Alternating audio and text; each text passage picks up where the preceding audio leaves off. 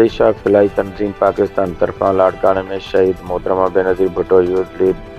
Leader award 2023 तंज़ीम साज़ी ऐं लाड़काने ज़िले में मुख़्तलिफ़ इदारनि ऐं लोकल तंज़ीम जे तावन सां मिस्कीन ग़रीबनि ख़ासि मौक़े ॿारनि ऐं नियाणियुनि लाइ बेसिक स्कूल खोलण,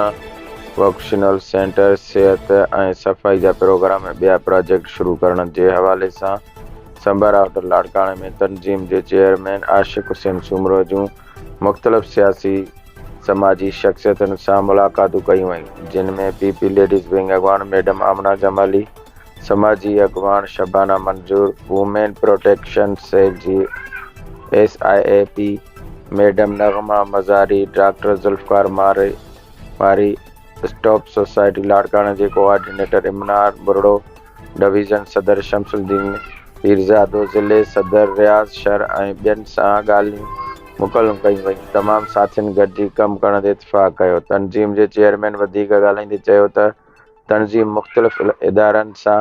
काफ़ी सालनि सां मिली पूरे पाकिस्तान में कमु करे रही आहे। असीं फ्री लीगल एड ॾेई रहिया आहियूं। मुख़्तलिफ़ इलाइक़नि में स्कूल ऐं वोकेशनल सेंटर हली रहिया आहिनि, जिन में सभई नियाणियूं सिलाई, कढ़ाई, कंप्यूटर ऐं ॿिया कोर्स करे रहियूं आहिनि।